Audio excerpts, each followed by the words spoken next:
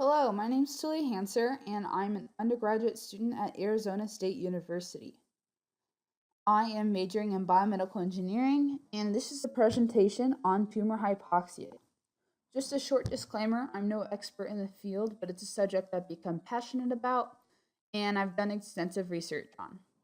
So, tumor hypoxia is a very dense and very complex subject, so I'm really going to try to break it down to really help you guys understand the basics of this subject. So, first, you have to understand the role of oxygen in the body. Yes, we need it to live, but what does that mean? So, the oxygen goes into our lungs, and then, if you look at the picture to the right, the oxygen then enters red blood cells, and red blood cells have hemoglobin molecules. And what happens is the oxygen connects to the hemoglobin molecules, and the red blood cells then take the oxygen to wherever it needs to go, and it's released into the cells. Well, then what happens? Well, for anyone who has taken a biology class, should know that then the oxygen is used in a major process called cellular respiration. For those who aren't familiar with it, you can go ahead and look at the picture to the left, and that kind of gives a brief overview of what this process is all about. You basically take glucose that you might get from eating a pie, and you take the oxygen you're breathing, and those together, you produce carbon dioxide, water, and ATP. And this ATP is going to be energy that you're going to use to function normally. This process is really easy to understand given that you always have oxygen to breathe and everything's going well. Oxygen is always reaching to wherever it needs to go. But what happens when oxygen doesn't reach to where it needs to go? Well, this leads into the topic of hypoxia. So, hypoxia is defined as the state in which cells aren't getting enough oxygen. This causes them to depend on aerobic processes instead of the general cellular respiration process.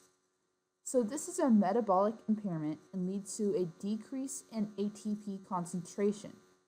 To compensate the reduced energy yield, there is a massive glucose uptake. This upregulation causes increased cell division and local pressure. Some side effects include a stroke, respiratory disease, heart attack, but more specifically, and what I want to focus on, is cancer. This phenomenon, in terms of cancer cells, is defined by the Warburg effect.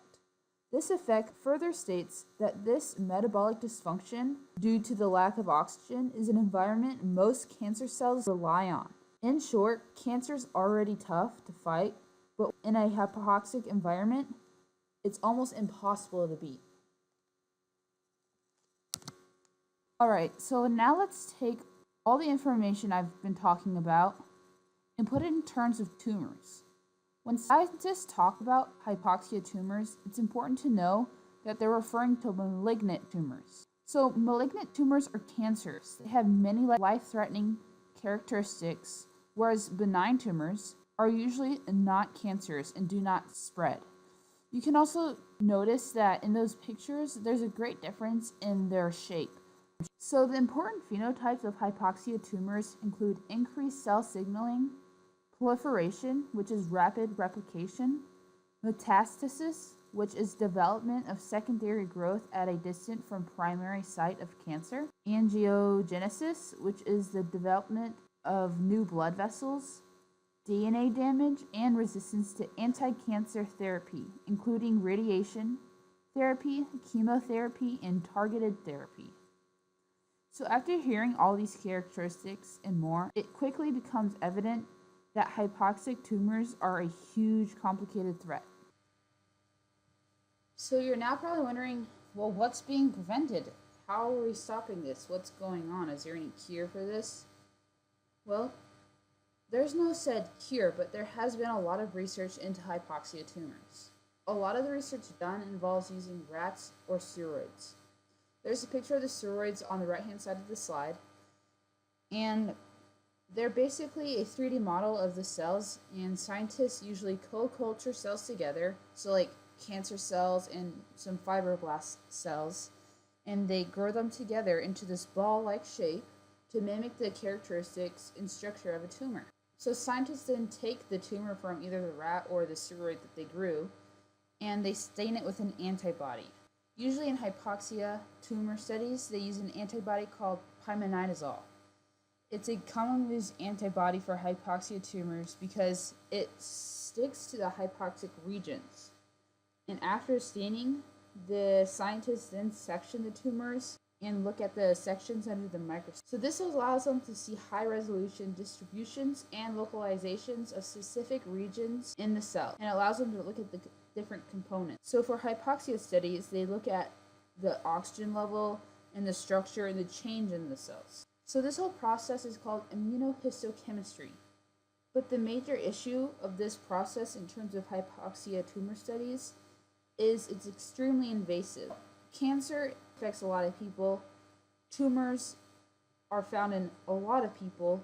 And so it'd be nice to have a way to look at the tumor without having to cut open the patient. So one research study done, and is still being looked at, is a way to improve imaging of the tumors.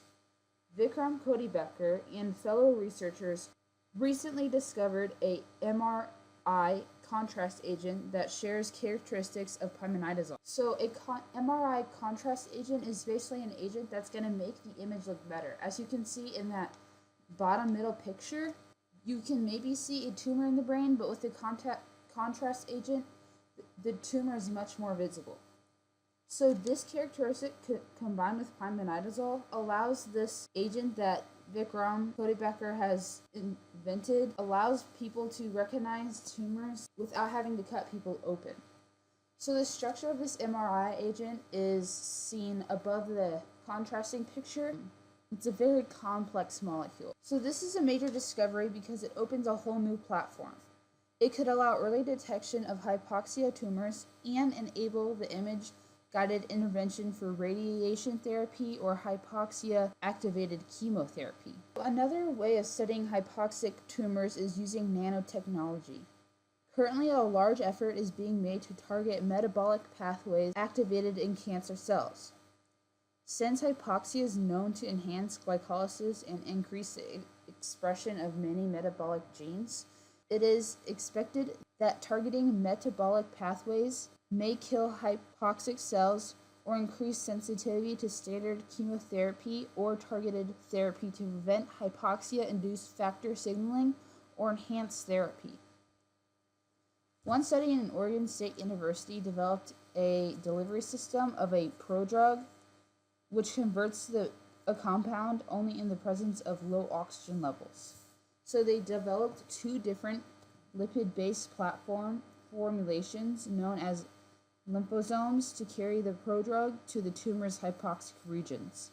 There, the lack of oxygen then triggers a metabolic conversion to vinblastine. So to kind of understand that, you can look at the picture to the left, and it basically shows that then after you inject their molecule, the hypoxic region in the tumor is killed.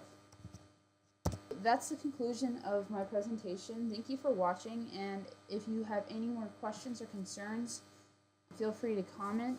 You can also look at any of my citations where you can find more information. Thank you.